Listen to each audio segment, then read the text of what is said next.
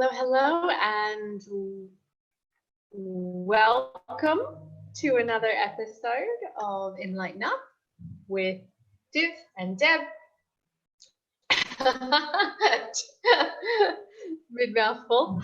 Deb and I were chatting what we wanted to talk about today, and what something that is really on my heart at the moment is the recognition of what we pass down to future generations when we don't bother to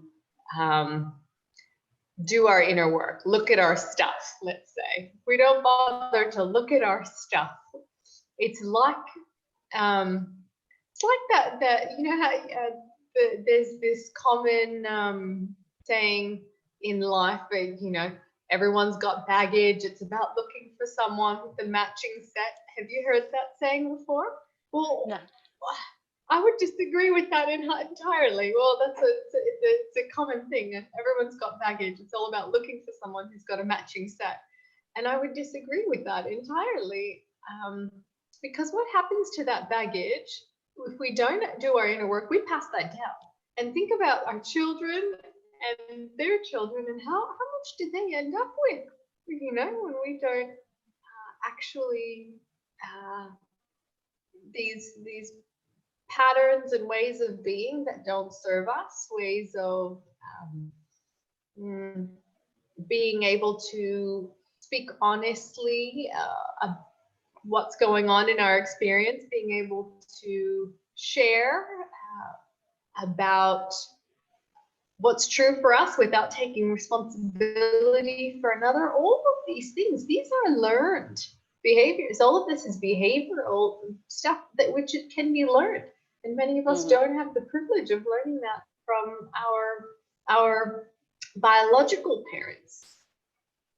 So what I hear you say is doing personal work or inner work is looking at what kind of baggage we might have collected or been handed to us, and rather than cart it around and find someone else who has similar baggage so that we can feel comfortable and matchy,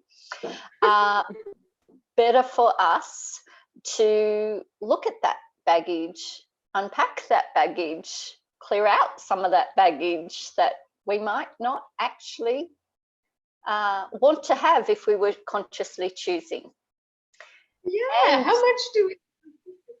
Yeah, go on. And I hear you say the problem with not doing that is that we are likely to pass that baggage over to others at some point in time, our children perhaps.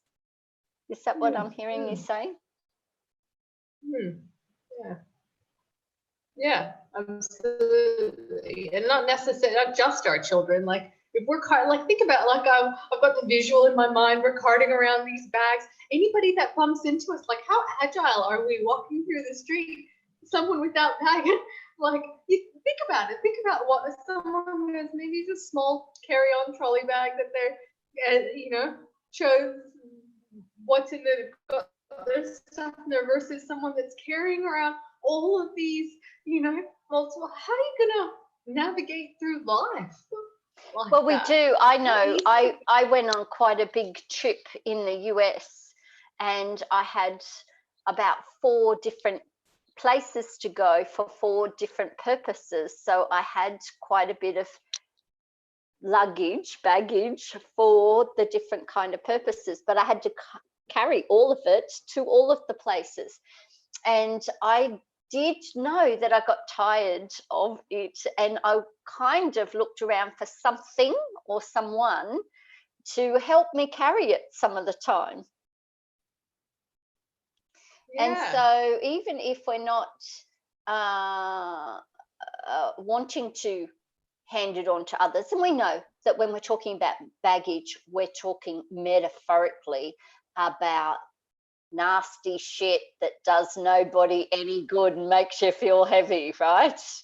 And so we don't mean to pass that on to our children or our partners or our friends, but we get heavy It gets heavy, and we'll want to either put it down and have a break, or we kind of go, could you carry this for a while? Metaphorically, we do. And so, you know, we could be thinking, well, is that really how I want to be moving around life? And you're saying the alternative is that we look inward. Sort our suitcases, look inward. Like, how do we practically do that? What does it mean, metaphorically speaking, to sort our suitcases? When we want to sort out our suitcases, this metaphor, what does that actually mean? What does inner work consist of? How do we do it? Brilliant question. How do we do that? Well, let's go with our metaphor of, if we were noticing perhaps that we were heavy or tired, or that we were feeling we wanted to break from whatever we're carting around, or that we would just like to be moving more freely around life, what would we do practically? We might stop and we might put some attention onto what's in the suitcase and what really is of value to keep, and what might be things that got in there.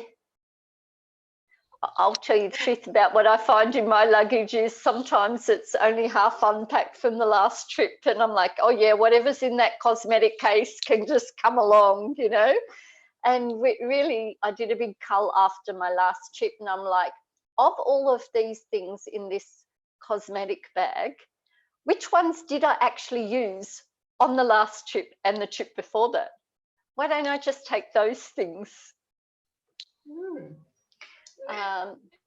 So really the first step is let's say take inventory. Let's look at what is really there.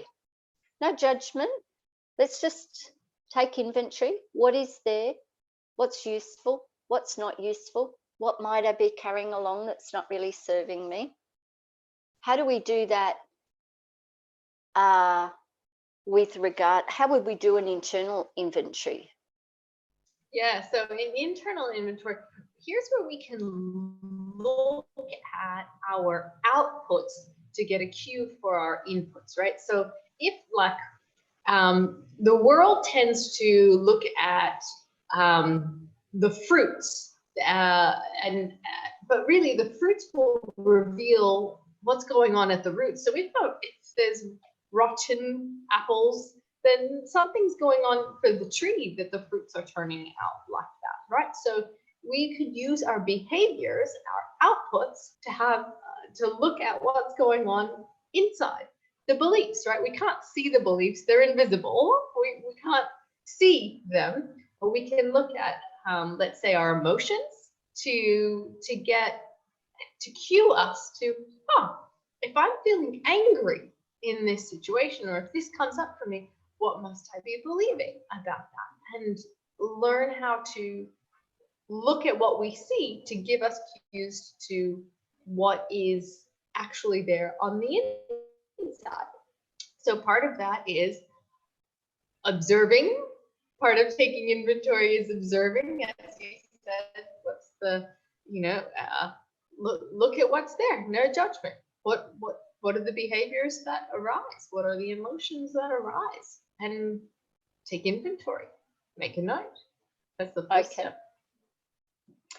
I'm thinking, when we're looking at the actual luggage that's out in the world, we use these eyes to see it. Yeah. But we can't use these eyes to look inside. So what are the eyes that we use to be looking inside? How do we look inside? We can't, like you said, beliefs are invisible. And one thing you're saying is look at the outputs to give you a clue to what's inside and doing it. We're suggesting really what we're doing is mindful. The closest output to the input is the thoughts and the emotion rather than behaviors. That's further away. So if we start to look at the thoughts and the emotions will point to some thought or belief that's there. That's how we can be looking at what's inside. And also, because the things are inside and our eyes can't go inside, it is very helpful to have a mirror.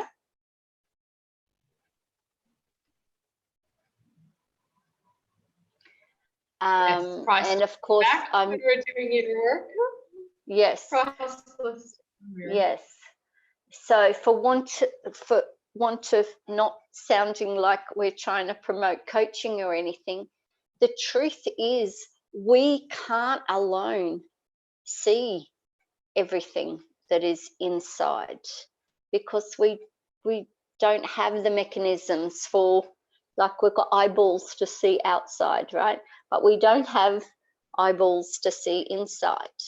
And even when we look inside, we will be filtered by our beliefs and expectations and judgments and all of the stuff that we bring inside.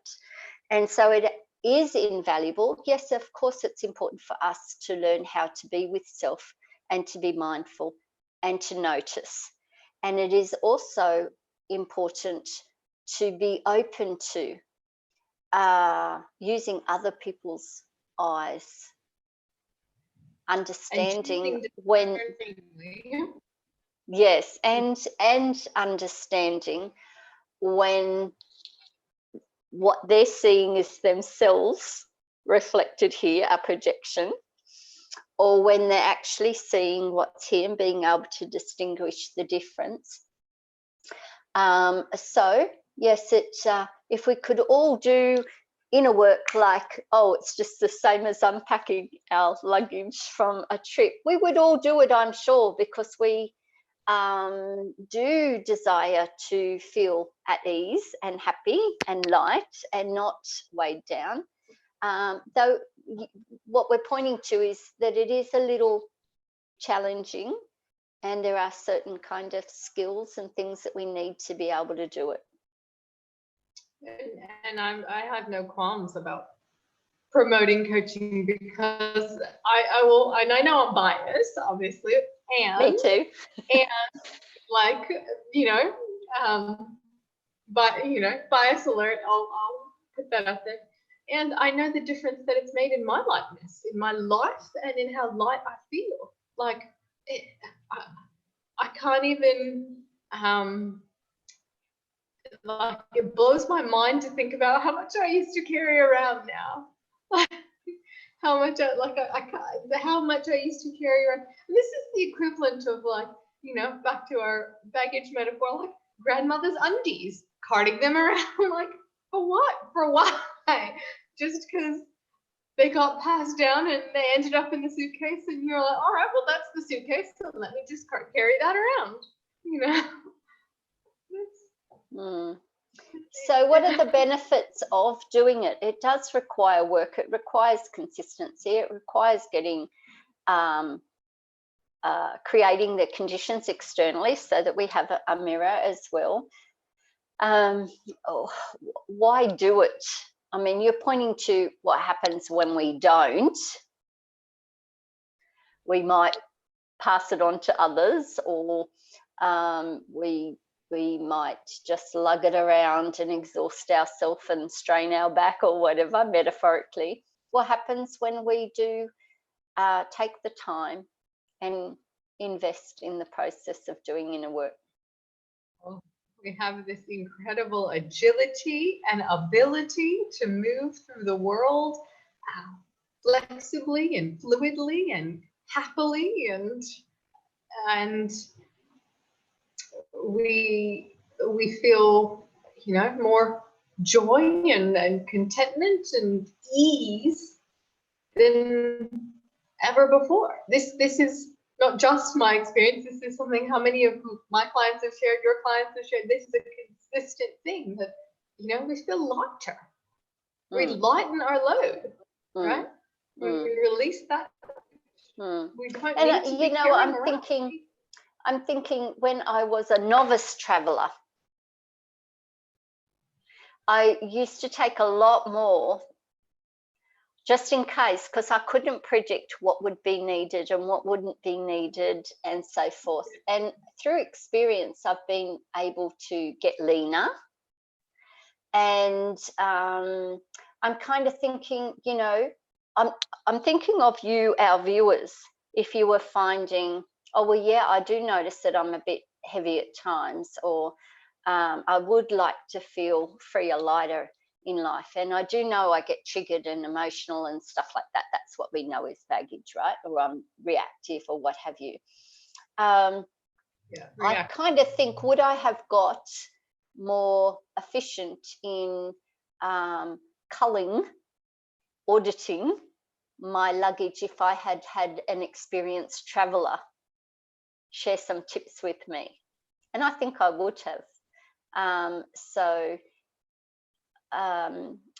just being in the mind of our viewers, that if they were going, okay, well, it all sounds really good, but, you know, sometimes I look at my luggage and I'm just like, it's overwhelming. I don't know where to start to cull. And this is a common problem. And so, you know, wisdom tells us, get some advice or help from somebody who might have traveled or more experience with the culling process or whatever. So, you know. That's someone that's done what you desire. Yeah. Yeah. So. Yeah. It's so important. So important. That's where I think I am at life.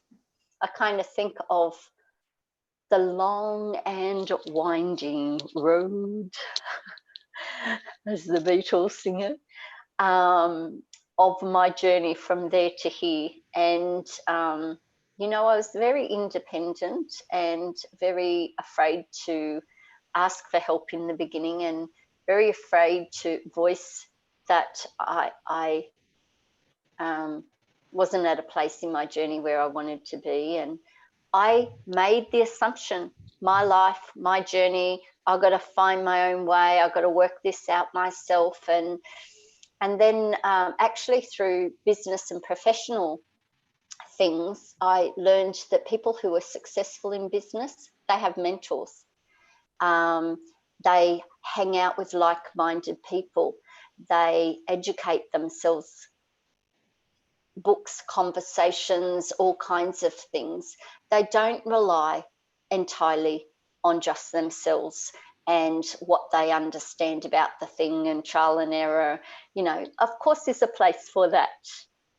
And so I'm at a place in my life where I'm kind of going, oh, I wish I had got to the point of realizing how to ask for help and the need to ask for help. Help as in draw upon other people's experience and learn from their experience, rather than having to hack my own path through the jungle kind of thing. And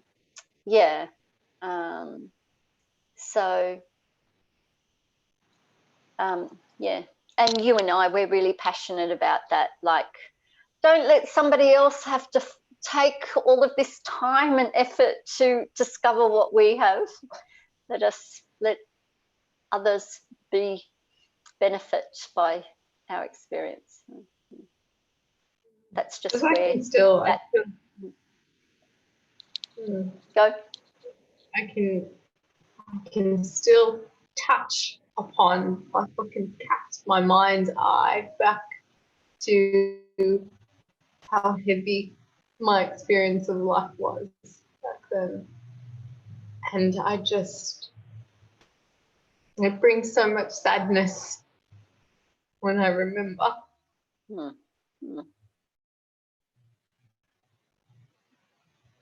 Yeah. And the truth is, we don't have to. We don't have to struggle like that. We just, because we don't know any better, you know. And yeah. So. Yeah, so without doing some inner work, there's nothing we can do but to kind of continue carting it around, and seems like a sad waste, let alone the unwanted repercussions for those around us. So yeah, nice topic. Yeah. Thank you for pointing us to that. Well, this is more like I'm imagining most of our viewers that watch this, they already will be interested in lightening their load, otherwise they wouldn't be watching enLIGHTen now. But perhaps you might know others in your life that might be struggling, that don't quite understand, you know. Perhaps you might also have loved ones that feel, as Deb mentioned, you know, like I'm just stuck with these bags for the rest of my life. Like that idea of like it's just, you know, mine to cart around and don't actually know what's available. And perhaps this can be a resource for them, that you might share this with them to support them. And it might be that somebody who's watching has already discovered many things that they have done to do some unpacking and lightening up. And perhaps this might be an invitation to think about, what did I actually do to do that? You know, if I have left some things behind, how did I do that? Because this is a really valuable thing to share with others. More than once have I heard it said, it's not that easy to let go.